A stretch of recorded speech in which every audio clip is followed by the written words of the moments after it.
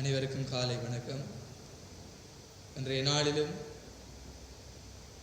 இந்த வழிபாட்டிலே கூடுகிற உங்கள் ஒவ்வொருவரையும் ஆண்டவர் இயேசுவின் திருப்பெயரால் அன்போடு கூட வாழ்த்தி வரவேற்கிறேன். தலைகளை தாழ்த்தி நாம் மன்றாடுவோம். இரக்கமுள்ள நல்ல ஆண்டவரே, இந்த நல்ல நாளுக்காக உங்களுக்கு நன்றி கூறுகிறோம். இந்த நாளை எங்களுக்கு கிருபையாய் நீர் கொடுத்திருக்கிறீர். இக்கட்டான சூழ்நிலையிலும் போராட்டங்களும் துன்பத்தின் மத்தியிலும் ஆலயங்களுக்கு செல்ல முடியாத சூழ்நிலையிலும் கூட உம்மை நாங்கள் வழிபடுவதற்கு நீர் ஏற்படுத்தி கொடுத்த இந்த நல்ல தருணங்களுக்காக, இந்த வாய்ப்புக்காக நன்றி கூறுகிறோம். தொடர்ந்தும் உம்முடைய நன்மைகள் எல்லாவற்றையும் நினைத்து நாங்கள் நன்றி கூறவும், இந்த வழிபாடு முழுவதிலும் உம்முடைய பிரசன்னத்தை நாங்கள் உணர்ந்து கொள்ளவும் நீர் எங்களை வழி நடத்தி அருளும். இந்த வழிபாடு முழுவதிலும் உம்முடைய அருள் கூட இருந்து வழி நடத்தி அருளும்படி இயேசுவின் திருப்பெயரில் மன்றாடுகிறோம் கடவுளே, ஆமென். 147வது திருப்பாடல் இவ்வாறு கூறுகிறது: அல்லேலூயா, நம்முடைய கடவுளை புகழ்ந்து பாடுவது நல்லது, அவரை புகழ்வது இனிமையானது, அதுவே ஏற்புடையது. ஆண்டவர் எருசலேமை மீண்டும் கட்டி எழுப்புகிறார், நாடு கடத்தப்பட்ட இஸ்ரேலை கூட்டி சேர்க்கின்றார், உடைந்த உள்ளத்தோரை குணப்படுத்துகின்றார், அவர்களின் காயங்களை கட்டுகின்றார். விண்மீன்களின் இலக்கத்தை எண்ணி அவை ஒவ்வொன்றையும் பெயர் சொல்லி அழைக்கின்றார்.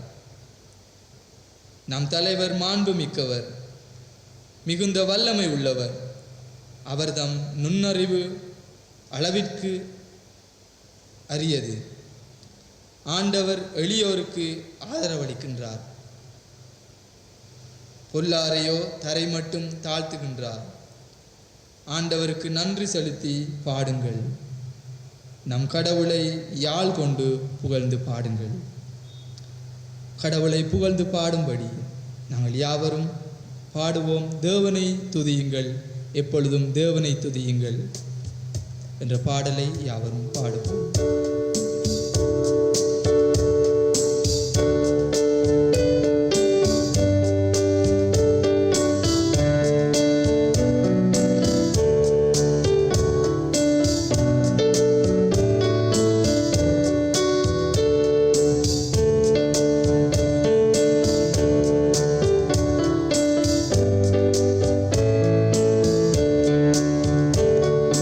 தேவனை துதியுங்கள்,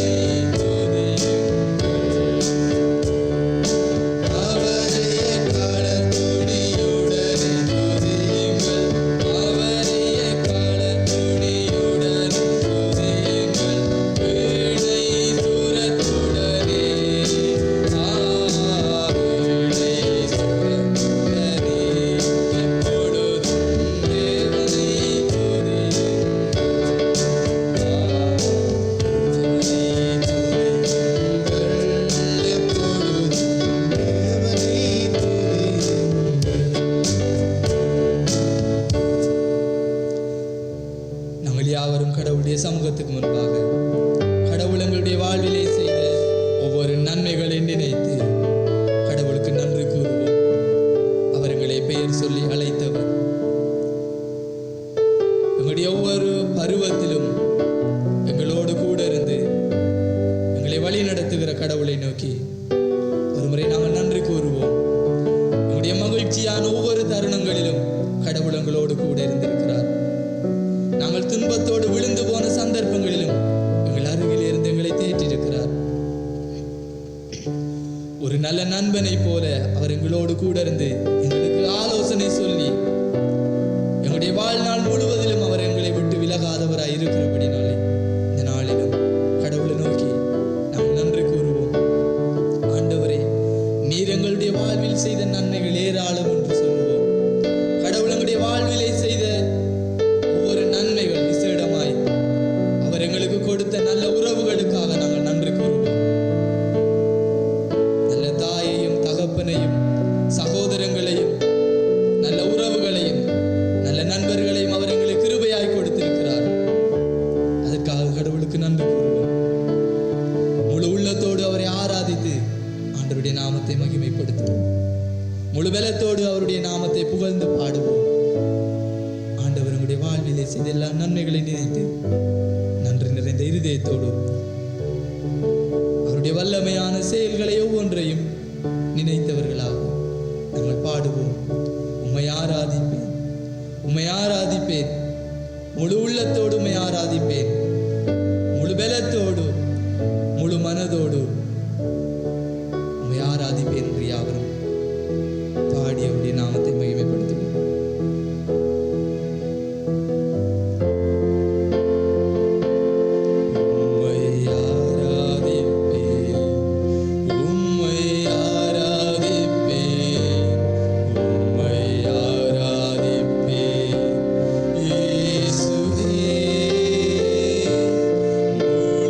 உள்ளத்தோடு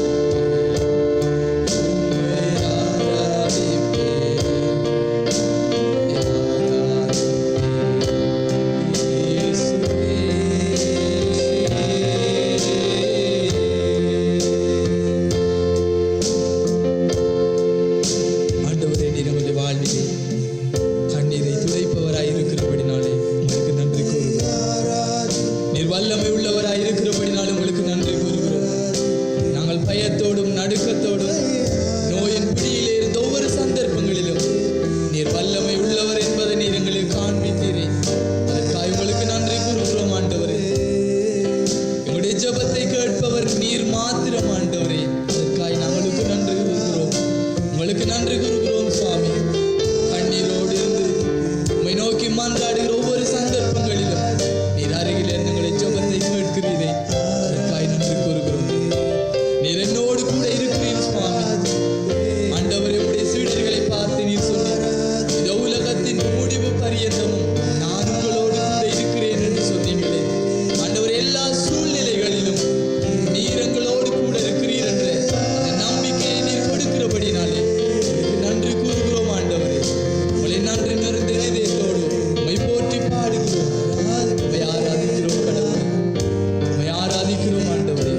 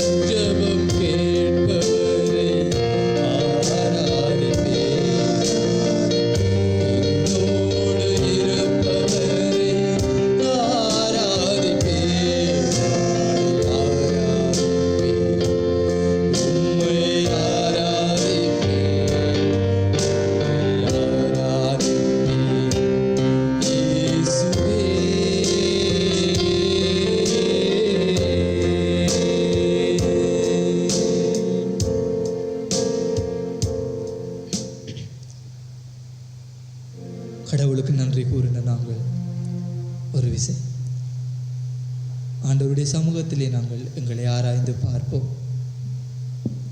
உங்களுடைய தவறுகள், உங்களுடைய குற்றங்கள், உங்களுடைய பாவங்களை ஒரு விசை கடவுளுக்கு முன்பாய் நாங்கள் அறிக்கையிடுவோம்.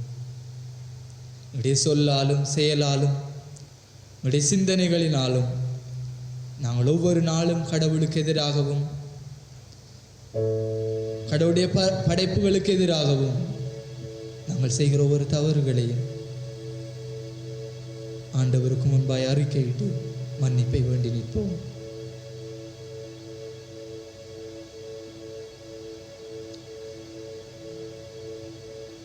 ஆண்டவர் எங்களை மன்னிக்க ஆயத்தமாயிருக்கிறார்.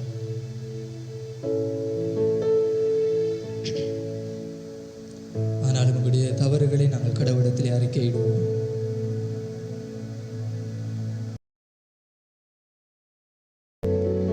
படைப்புகளுக்கு எதிராகவும் நாங்கள் செய்த ஒவ்வொரு தவறுகளையும் பாவங்களையும் நாங்கள் அறிக்கையிடுவோம்.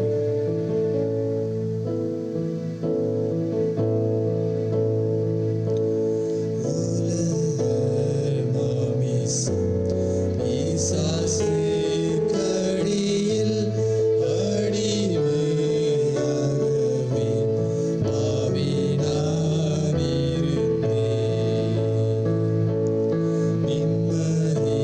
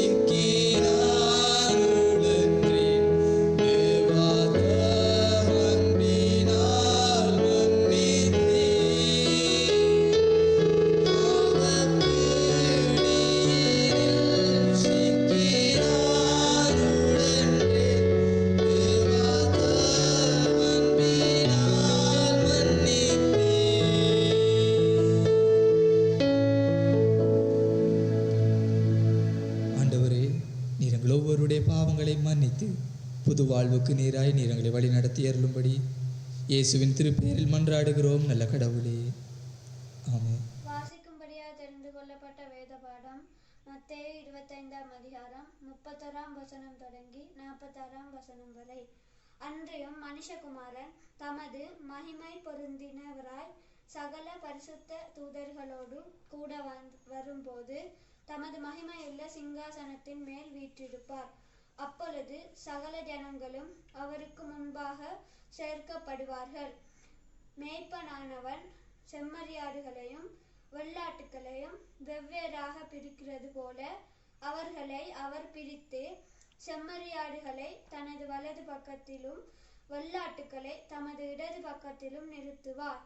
அப்பொழுது ராஜா தமது வலது பக்கத்தில் நிற்பவர்களை பார்த்து, வாருங்கள், என் பிதாவினால் ஆசீர்வதிக்கப்பட்டவர்களே, உலகம் உண்டானது முதல் உங்களுக்காக ஆயத்தம் பண்ணப்பட்டிருக்கிற ராஜ்யத்தை சுதந்தரித்து கொள்ளுங்கள். பசியாயிருந்தேன், எனக்கு போஜனம் கொடுத்தீர்கள். தாகமாயிருந்தேன், என் தாகத்தை தீர்த்தீர்கள். அந்நியனாயிருந்தேன், என்னை சேர்த்து கொண்டீர்கள். வஸ்திரமில்லாதிருந்தேன், எனக்கு வஸ்திரத்தை கொடுத்தீர்கள்.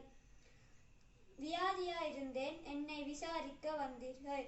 காவலிலே இருந்தேன், என்னை பார்க்க வந்தீர்கள் என்பார். அப்பொழுது நீதிமான்கள் அவருக்கு பிரதியுத்தரமாக, ஆண்டவரே, நாங்கள் எப்பொழுது உம்மை பசியுள்ளவராக கண்டு உமக்கு போஜனம் கொடுத்தோம்? எப்பொழுது உம்மை தாகமுள்ளவர்களாக கண்டு உம்முடைய தாகத்தை தீர்த்தோம்? எப்பொழுது உம்மை அந்நியராக கண்டு உம்மை சேர்த்து கொண்டோம்? எப்பொழுது உம்மை வஸ்திரமில்லாதவராக கண்டு உமக்கு வஸ்திரம் கொடுத்தோம்? எப்பொழுது உம்மை வியாதியுள்ளவராகவும் காவலிலே இருந்தவராகவும் கண்டு உம்மிடத்தில் வந்தோம் என்பார்கள். அதற்கு ராஜா பிரதியுத்தரமாக, மிகவும் சிறியவராகிய என் சகோதரரான இவர்களின் ஒருவனுக்கு நீங்கள் எதை செய்தீர்களோ அதை எனக்கு செய்தீர்கள் என்று மெய்யாகவே உங்களுக்கு சொல்லுகிறேன் என்பார். அப்பொழுது இடது பக்கத்தில் நிற்பவர்களை பார்த்து அவர் சபிக்கப்பட்டவர்களே, என்னை விட்டு பிசாசுக்காகவும் அவன் தூதர்களுக்காகவும் ஆயத்தம் பண்ணப்பட்டிருக்கிற நித்திய அக்கினியிலே போடுங்கள். பசியாயிருந்தேன், நீங்கள் எனக்கு போஜனம் கொடுக்கவில்லை. தாகமாயிருந்தேன், நீங்கள் என் தாகத்தை தீர்க்கவில்லை. அந்நியனாயிருந்தேன், நீங்கள் என்னை சேர்த்து கொள்ளவில்லை. வஸ்திரமில்லாதவனாயிருந்தேன், நீங்கள் எனக்கு வஸ்திரம் கொடுக்கவில்லை.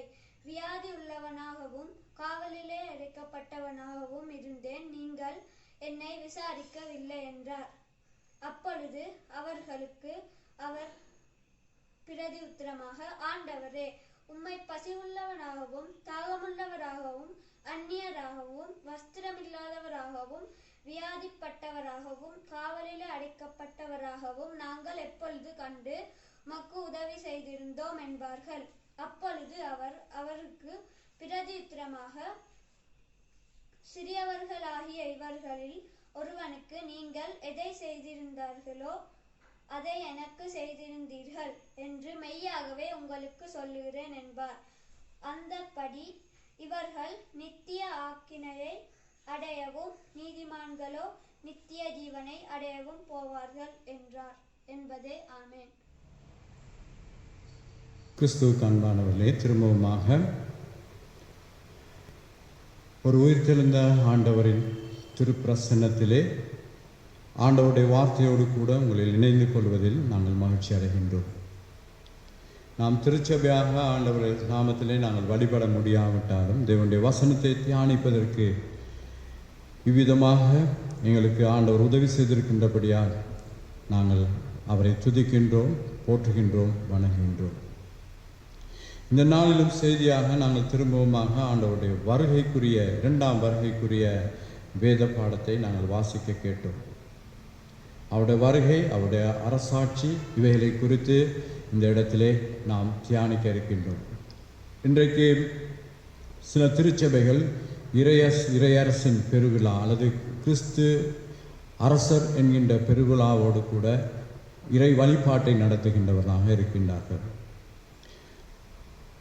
நாம் அமிதமாக செய்யாவிட்டாலும் அதனுடைய அரசின் நோக்கம், அவருடைய பணியின் நோக்கம், இவைகளை நாம் நன்றாக அறிந்திருக்க வேண்டும். கிறிஸ்தவம் என்பது வழிபாட்டில் மாத்திரம் தங்கியிருப்பதல்ல, வழிபாட்டுக்கு அப்பால் வாழ்க்கையோடு சம்பந்தப்பட்டிருப்பதை அடிக்கடி நாங்கள் தியானித்து வந்திருக்கின்றோம். ஆகவேதான் இந்த நாட்களிலும் விசேஷித்த வண்ணமாக எங்களது வாழ்க்கையோடு சம்பந்தப்பட்ட விண்ணரசை பற்றி நாம் பார்க்கின்ற போது, கடந்த காலங்களிலே விண்ணரசுக்கு ஒரு மனுஷன் தன்னை தயாரிக்கும் நிலைமையை குறித்து நாம் பார்த்தோம். அது எவ்விதமாக செயலாற்றுகின்றது என்பதை நாம் கடந்த வாரங்களில் கவனித்தோம். இன்றைக்கு விண்ணரசிலே இருக்கின்ற தீர்ப்பு, அந்த விண்ணரசுக்குரியவர்கள் யார் என்பதை குறித்து நாம் தியானிக்க இருக்கின்றோம். ஆகவே விண்ணரசு என்கின்ற போது அது ஒரு ஆட்சி, ஒரு அரசன் ஆளப்போகின்றார் என்கின்ற செய்தியை இந்த மத்தேயு நற்செய்தி நூலிலும் மத்தேயு சுவிசேஷத்திலும் நாம் காணக்கூடியதாக இருக்கின்றது. விசேஷித்த வண்ணமாக நாம் வேதத்தை தியானிக்கின்ற போது இயேசு கிறிஸ்துவை பல உருவங்களிலே சொல்லுகின்றார்கள், பல விதத்திலே சொல்லுவதை நாம் காண்கலாம். அவர் ஒரு ஆயனாக, ஒரு தகப்பனாக, நல்ல ஒரு குருவாக, போதகனாக அவர் வெளிப்பட்டிருப்பதை நாம் பார்க்கலாம். ஆனால் இந்த பகுதியிலே நாம் வருகின்ற போது நாம் வேதத்திலே காணக்கூடிய ஒரு முக்கியமான பகுதியாக காணப்படுகின்றது, அவர் ஒரு அரசனாக காணப்படுகின்றார். ஒரு அரசனாக காணப்படுகின்றார். வேதத்திலே 2 இடத்தில் மாத்திரம்தான் இவ்விதமாக சொல்லப்பட்டிருப்பதை நாம் பார்க்கலாம்.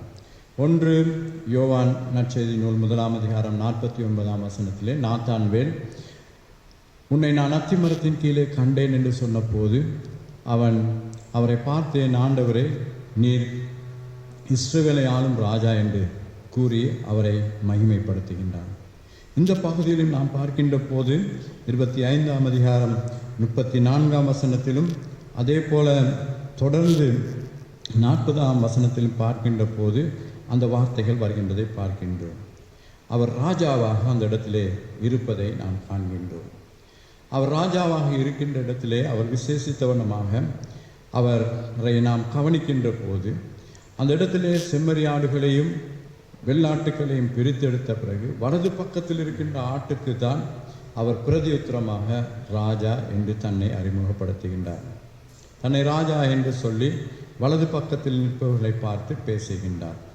ஆகவே ராஜா திரும்பவுமாக சொல்லுகின்ற போது அவர்களை பார்த்து, இந்த சிறியரில் நீங்கள் எதை செய்தீர்களோ இந்த சிறியராகிய என் சகோதரருக்கு நீங்கள் எதை செய்தீர்களோ அதை எனக்கு செய்தீர்கள் என்று அவர் வெளிப்படுத்துவதை பார்க்கிறார்.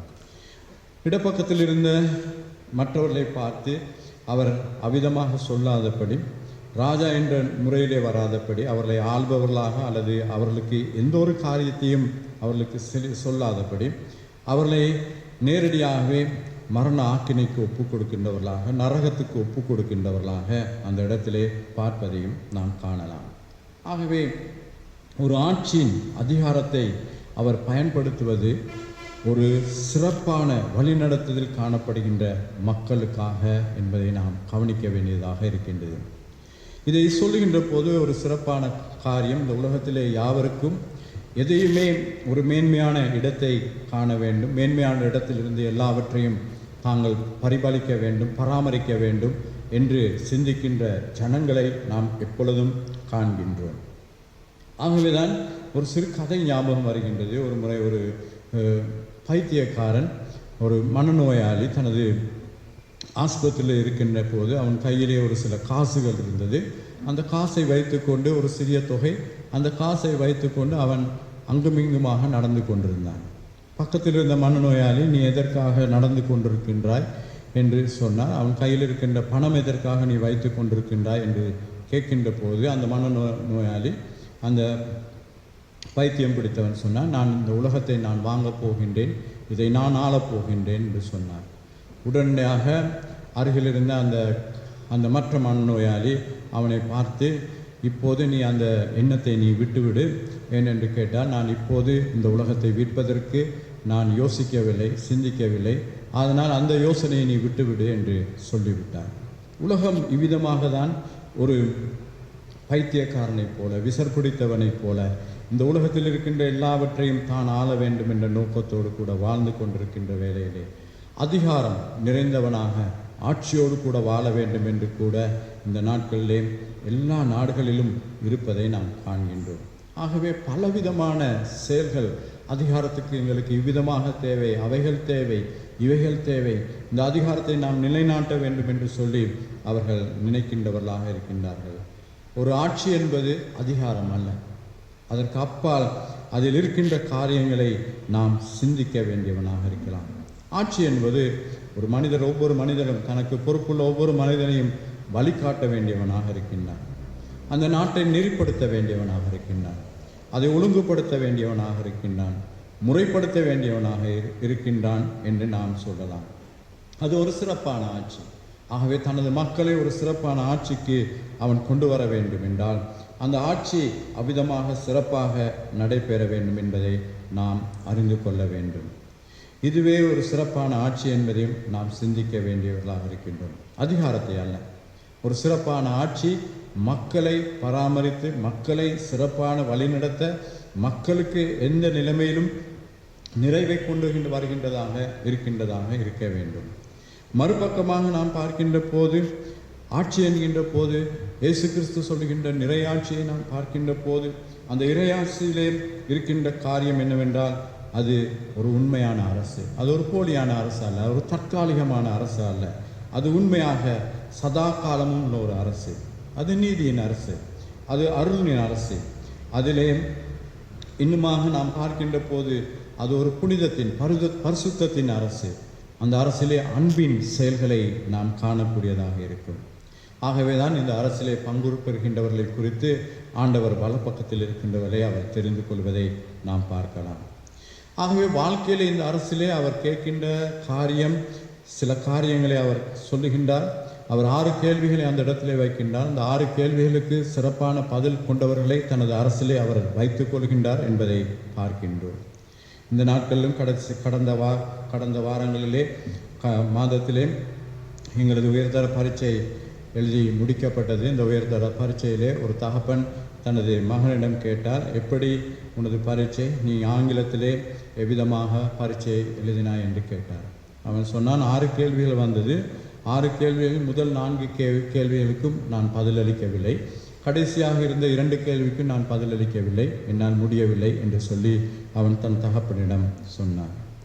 இங்கும் ஆண்டவர் 6 கேள்விகளை இந்த வாழ்க்கைக்குரிய எல்லா மக்கள் மத்தியிலும் வைக்கின்றார். கிறிஸ்தவ வாழ்க்கையில இருக்கின்ற மக்கள் அல்லது விண் அரசை, தேவனுடைய அரசை எதிர்பார்த்து கொண்டிருக்கின்ற மக்கள், இறையாட்சியை எதிர்பார்த்து கொண்டிருக்கின்ற மக்கள் மத்தியிலே வைக்கின்றார். முதலாவதாக அவர் சொல்கின்ற கேள்வி என்னவென்றால், நான் பசியாயிருந்தேன், நான் தாகமாயிருந்தேன், ஆடையின்றி இருந்தேன், அந்நியனாயிருந்தேன், நோயுற்றிருந்தேன், சிறைப்பட்டிருந்தேன் என்று சொல்லுகின்றார். விதமான 6 கேள்விகள். இந்த 6 கேள்விகளுக்கும் வாழ்க்கையிலே பதிலளிக்க முடியாதவர்கள், இறையரசை நோக்கி செல்ல முடியாதபடி, இறையரசை பற்றி சிந்திக்க முடியாதபடி, இந்த உலகத்தில் இருக்கின்ற இறையரசை பற்றி அறியாதவர்களாக வாழ்ந்து கொண்டு இருக்கின்றவர்களாக இருக்கின்றார்கள். இன்றைக்கு அநேகர் பலவிதமான இறையரசை பற்றி சொல்லி கொண்டிருந்தாலும், இன்று நாங்கள் இவ்விதமான திருச்சபையார் என்ற இந்த உலகத்துக்கு அவர்கள் சொல்லி கொண்டிருந்தாலும் இறையரசிலே அவர்கள் பங்கு பெறுவார்களா என்பது மிகவும் ஒரு கடினமான காரியம். அன்றைக்கு அவர்கள் வாழ்க்கையிலே உபவாசித்து கொண்டிருக்கின்ற போது, அன்றைக்கு அவர்கள் வாழ்க்கையிலே தங்களது வாழ்க்கையிலே தங்களை ஆண்டவருக்கென்று அர்ப்பணித்த ஒரு நீதிமான்கள் என்று தன்னை காட்டுவதற்காக உபவாசித்து செயல்படுகின்ற போது ஏசாயா தீர்க்கதரிசி சொல்லுகின்றான், நீங்கள் செய்கின்ற உபவாசத்தை ஆண்டவர் ஏற்றுக்கொள்ளுவாரா?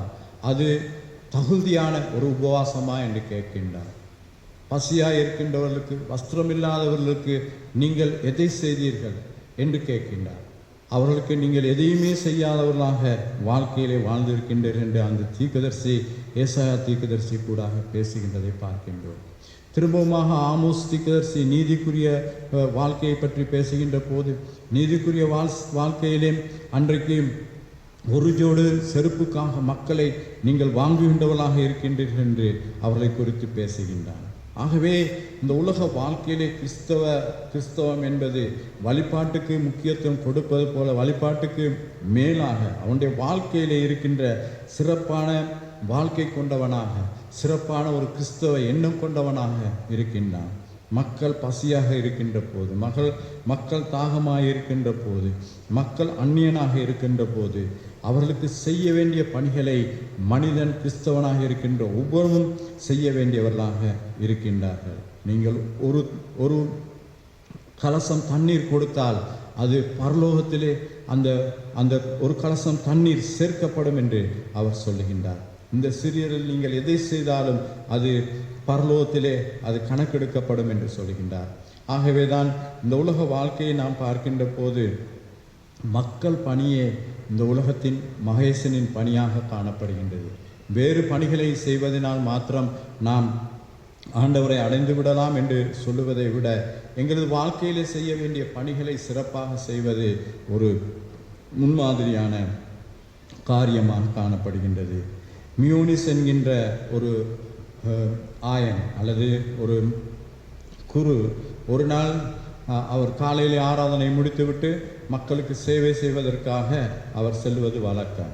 அவ்விதமாக சேவை செய்ய செல்கின்ற போது ஒரு இடத்திலே ஒரு சிறுவன் ஆடுகளை மேய்த்து கொண்டிருப்பதை கண்டார். உடனடியாக அவர் சொன்னார், நீ இன்றைக்கு ஆலயத்துக்கு போகவில்லையா என்று கேட்டார். அவன் சொன்னான், ஆடுகளை பார்க்க இருப்பதனால் எனக்கு போக முடியாத சூழ்நிலையிலே நான் இருக்கின்றேன் என்று சொன்னார். அப்போது அவர் சொன்னார், மாலையிலே வழிபாடு நடக்கின்றது, நான் ஆடுகளை பார்த்து கொள்ளேன், நீ போய் ஆராதனையிலே பங்கு பெற்று வழிபாட்டிலே பங்கு பெற்று வா என்று சொல்கின்றார். ஆடுகளை பொறுப்பெடுத்து கொண்டபடினாலே அந்த சிறிய மகனுக்கு மிகுந்த சந்தோஷம். அவன் ஓடி போய் ஆலயத்திலே போய் வழிபாட்டிலே பங்கு பெற்று வெளியிலே வருகின்ற போது ஆட்டுக்கு சொந்தக்காரன் அவரை காண்கின்றார். அவர் கண்டு, நீ ஏன் ஆடுகளை விட்டு நீ என்னத்துக்காக ஆலயத்துக்கு வந்தாய் என்று கேள்விகளை எழுப்புகின்ற போது அவர் சொன்னார், இவ்விதமாக எங்களது குருவானவர் இவ்விதமாக ஆடுகளை பார்த்து கொண்டிருக்கின்றார், என்னை ஆலயத்துக்கு போகும்படியாக பணித்தார், ஆகவே நான் ஆலயத்துக்கு வந்துவிட்டேன் என்று சொன்னான். உடனடியாக அந்த சொந்தக்காரன் சொன்னால், நீ சிறுவனாக இருக்கின்றபடியால் உனக்கு ஒன்றுமே தெரியாது, இந்த ஆடுகளை திருடுவதற்காக அவர் ஒரு ஃபாதரை போல அந்த இடத்திலே வந்திருக்கலாம், ஒரு குருவானவரை போல் வந்திருக்கலாம், ஆடுகள் என்ன நிலைமையில் இருக்கின்றது என்று உனக்கு தெரியாதபடி நீ விதமாக பொறுப்பற்றவனாக நடக்கின்றாயே என்று அவனை மிகவும் வயது அவனை ஏசிக்கொண்டே தன் ஆடுகள் இருக்கின்ற இடத்துக்கு அவர் வந்தார். அங்கு பார்க்கின்ற போது அந்த ஆயன், அந்த குருவானவர் ஆடுகளை மிக கவனமாக கவனித்து கொண்டிருக்கின்றதை அவர் கண்டபோது அந்த சொந்தக்காரனுக்கு என்ன செய்வதென்று தெரியாது. அவரை கூப்பிட்டு குருவானவர் சில வார்த்தைகளை அவருக்கு உபதேசமாக சொன்னார். அன்றிலிருந்து அந்த சிறுமகன் ஆலயத்துக்கு செல்லக்கூடியவனாக இருந்தவனாக காணப்படுகின்றான். ஆகவே இந்த உலக வாழ்க்கையிலே நாம் இருக்கின்ற ஸ்தானங்கள் முக்கியமல்ல, எங்களுக்கு இருக்கின்ற அந்தஸ்துகள் முக்கியமல்ல, இந்த உலகத்திலே எங்களுக்கு இருக்கின்ற பொறுப்புகள் எவைகள் என்பதை சிறப்பாக கிறிஸ்தவனாக இருக்கின்ற நாம் தெரிந்து கொண்டு அதன்படி செயலாற்றாவிட்டால் எங்களையும் பார்த்து இடது பக்கத்தில் இருக்கின்ற ஒரு வெள்ளாட்டை போல நிறுத்தி வைத்து எங்களுக்கும் தீர்ப்பு கொடுக்க வேண்டிய சூழ்நிலை கடவுளிடத்திலிருந்து வரும். ஆகவே அது எச்சரிப்பின் வார்த்தை. ஆகவே எச்சரிப்பின் வார்த்தையை விசேஷித்த வண்ணமாக ஒவ்வொரு கிறிஸ்தவர்களும் மிகுந்த ஆழமாக செவி கொடுக்க வேண்டியவர்களாக இருக்கின்றோம், மிகுந்த கவனமாக செவி கொடுக்க வேண்டியவர்களாக இருக்கின்றோம். யாரை குறித்தும் நாம் தீது சொல்லாதபடி, யாரை குறித்தும் எங்களது வாழ்க்கையிலே செய்ய வேண்டிய பணிகளின் முக்கியத்தை நாம் மிகுந்த கவனத்தோடு கூட செய்ய வேண்டியவர்களாக இருக்கின்றோம். ஆகவே இறையரின் இயேசு கிறிஸ்துவின் ஆட்சியை பொறுத்தவரையிலே அது ஒரு உண்மையின் ஆட்சி என்று கண்டோம். அந்த உண்மையின் ஆட்சியிலே அவர் மிகவும் விரும்பி பார்ப்பது அன்பு. நாம் எவ்விதமாக அன்போடு கூட ஒவ்வொருவரோடும் கூட நடந்து கொள்கின்றோம். என்ன அன்பின் நோக்கம் என்ன? உங்களை தன்னை தானே இழந்து போவதுதான் ஒரு அன்பு. அந்த அன்பு தன்னை மற்றவனுக்காக கொடுக்கக்கூடியதாக இருக்குமே தவிர அந்த அன்பினாலே பிறரை நாம் எங்களுக்கு சொந்தம் பாராட்டி கொள்வதற்காக அல்ல, தங்களை மற்றவர்களுக்காக அர்ப்பணிக்கின்ற ஒன்றாக மாறுகின்றது. இரண்டாவதாக நாங்கள் அவருடைய ஆட்சியை பார்க்கின்ற போது அந்த இடத்திலே பார்க்கின்றோம், யாரை பார்த்தாலும் குற்றமுற்றவர்களாக இருக்கலாம் அல்லது அவர்கள் தண்டிக்கப்பட வேண்டியவர்களாக இருக்கலாம், இந்த உலகத்திலே அவர்களுக்கு எந்த நிலைமையிலே இக்கட்டான நிலைமையில இருக்கலாம், அவர்கள் யாவரையும் அவர் சமத்துவமாக பார்க்கின்றார். காரணம், மனிதன் இந்த உலகத்திலே ஆண்டவருடைய சாயலிலே படைக்கப்பட்டவன், தேவ சாயலிலே படைக்கப்பட்டவன், அவருடைய ரூபத்தின்படியே படைக்கப்பட்டவன். ஆகவே மனிதனுக்கு யாராக இருக்கலாம், எந்த உயர்ந்த அந்தஸ்தில் இருக்கலாம், பணம் படைத்தவனாக இருக்கலாம், கல்வி அறிவில் தகமை உள்ளவனாக இருக்கலாம், யாராக இருந்தாலும் ஆண்டவருடைய சமூகத்திலே அவன் சமத்துவம் நிறைந்தவனாகவே காணப்படுகின்றான். ஆகவே அவர்களை சமத்துவமாக கணிக்கப்பட வேண்டும் என்று அவர் விரும்புகின்றார். மூன்றாவதாக, இந்த உலகத்திலே அவர் சமூகத்திலே நீதியை அவர் எதிர்பார்க்கின்றவராக இருக்கின்றார். அவர் சமூகத்தில் இருக்கின்ற நீதி ஒவ்வொருவருக்கும் ஒழுங்கான நீதியாக, சரியான நீதியாக காணப்பட வேண்டும் என்று காண்கின்றார். அன்று சமயத்தை பேணி பாதுகாத்து கொண்டிருந்த பரிசேரையும் சதுசேரையும் வேதப்பாரகையும் ஆகவே அவர் கண்டித்து உணர்த்தினார். மாயக்காரராகிய வேதப்பாரகை, மாயக்காரராகிய பரிசேரை என்று கண்டித்து அவர்களை சரியான வழியிலே வழிநடத்த, அவர்களுக்கு சரியான மனித நேயத்தை காட்ட அவர்களுக்கு பணித்தார்.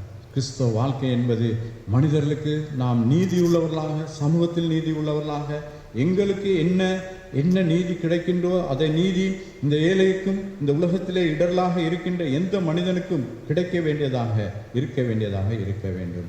ஆகவே இந்த வாழ்க்கையிலே நாம் செய்கின்ற காரியங்கள் யாவும் ஆண்டவருக்குரிய செயலாக காணப்பட வேண்டியவர்களாக இருக்கும். கிறிஸ்தவ வாழ்க்கை என்பது ஆயனுக்கும் கிறிஸ்துவுக்கும் உரிய மனநிலைமை அறிந்து அதன்படி நடந்து கொள்வது. ஒரு ஆயன் அவர் தன்னை முழுமையாக சித்தரிக்கின்றார்.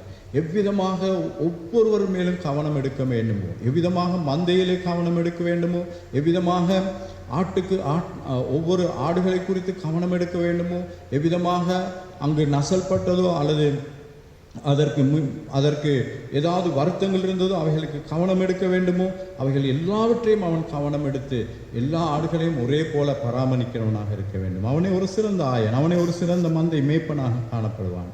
அப்படியாக அவர் காணப்பட வேண்டும் என்று அவர் கூறுகின்றார். ஆகவே கிறிஸ்துவ வாழ்க்கை என்பது கிறிஸ்துவுக்குரிய மனநிலைமை அறிந்து அந்த மனநிலைமையிலே அவன் செல்ல வேண்டும் என்பதுதான் இந்த இறையாக அரசின் செய்தியாக காணப்படுகின்றதே தவிர எங்களுக்கு தேவைகளை, எங்களுக்குரிய செயல்களை காண தேவையாக இருப்பது அல்ல. நாம் இந்த பகுதியில் பார்ப்பது போல மத்தேயு 6ஆம் அதிகாரத்திலே அவர் சொல்கின்றார், அநேகர் வந்து அந்த இடத்திலே உமது நாமத்தினாலே நாங்கள் அற்புதங்களை செய்தோம், உமது நாமத்தினால் பிசாசுகளை துரத்தினோம், உமது நாமத்தினால் நாங்கள் போதித்தோம் என்று சொல்கின்ற போது உங்களை அறியேன் என்று அவர் சொல்லுகின்றார். அக்கிரமக்காரனை என்னை விட்டு அகன்று போங்கள் என்று சொல்லுகின்றார். காரணம் என்ன என்பதை தெளிவாக தெரிகின்ற போது தன்னலம் நிறைந்த ஒரு வாழ்க்கையை வாழ்கின்ற ஒரு கூட்டம், போதகம் செய்தாலும் அல்லது பிசாசுகளை துரத்தினாலும் அல்லது வியாதிகளை குணப்படுத்தினாலும் அதிலே ஒரு தன்னலம், தன்னை குறித்ததான நிலைமையிலே அவர்கள் செய்து கொண்டு வாழ்கின்ற வாழ்க்கை. இந்த உலகத்தில் இருக்கின்ற மக்கள் கஷ்டப்படுகின்றார்கள், அவர்கள் மேல் மன உருக்கப்பட வேண்டும், அவர்களுக்காக நாம் தொண்டு செய்ய வந்திருக்கின்றோம் என்ற என்ன நிலைமையை மறந்துவிட்டு தன்னலம் குறித்து தன்னை அவர்கள் வளர்த்துக் கொள்வதற்காக செய்கின்ற காரியத்தை அவர் முற்றுமாக வெறுப்பதை நாம் பார்க்கின்றோம். ஆகவே தான் அவர் சொல்லுகின்றார், இந்த உலகத்திலே காணப்படுகின்ற எந்த எளியவரை கண்டாலும் எந்த சிறியவரை கண்டாலும் அவர்களுக்கு நீங்கள் இடர்களாக இருக்காதீர்கள். அப்படி நீங்கள் இடர்களாக இருந்தால் உங்களது கழுத்திலே எந்திர கல்லை கட்டி உங்களை கடலின் ஆழத்திலே போடும்படியாக கேட்கின்றார்.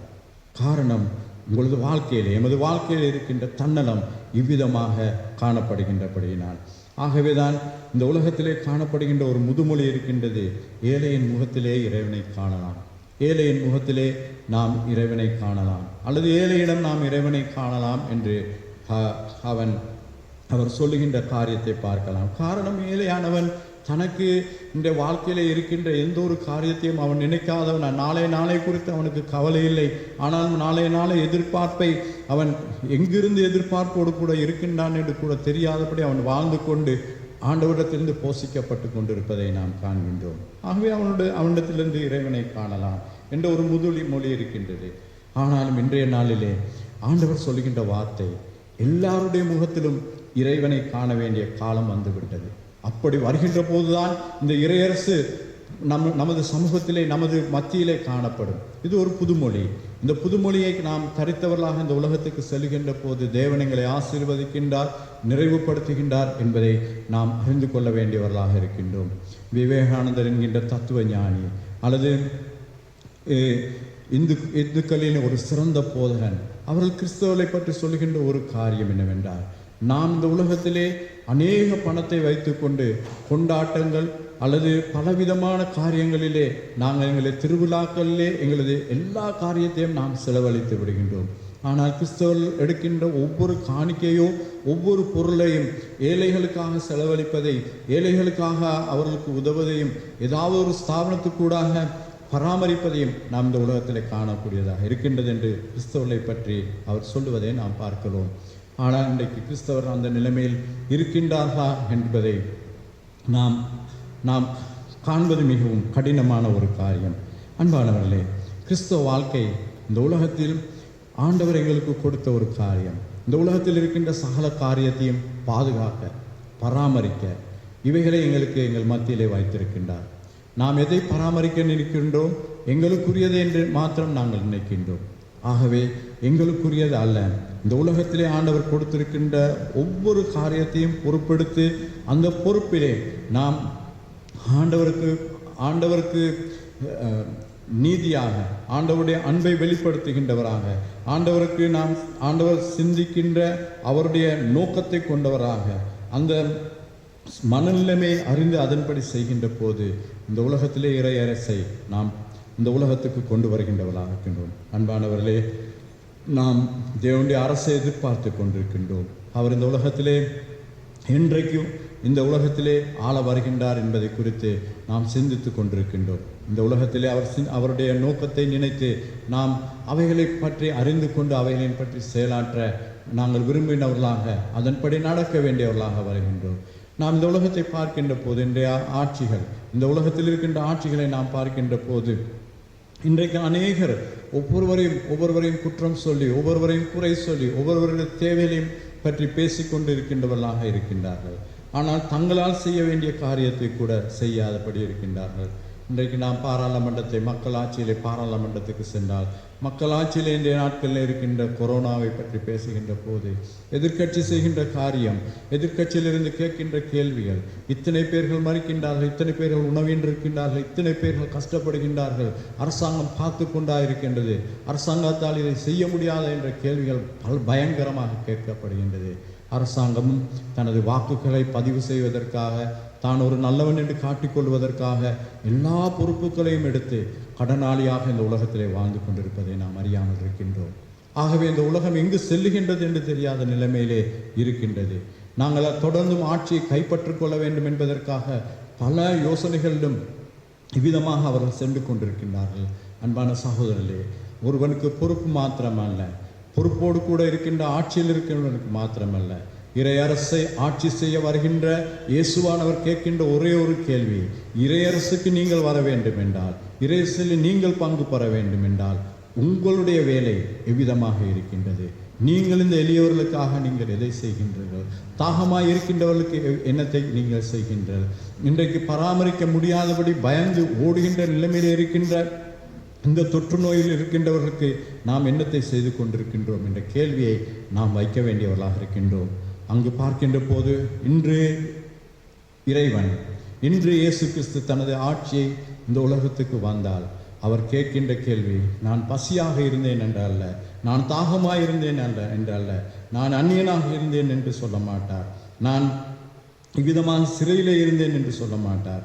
கேட்பார், நான் இவ்விதமான தொற்று நோயிலே இருந்தேன், என்னை நீங்கள் வந்து பார்த்தீர்களா, எனக்கு நீங்கள் எதை செய்தீர்கள் என்று கேட்பார். கேட்கின்ற கேள்விக்கு எங்களுக்கு பதில் இருக்கின்றதா என்பது இன்றைக்கும் எங்களுக்கு ஒரு கேள்விதான்.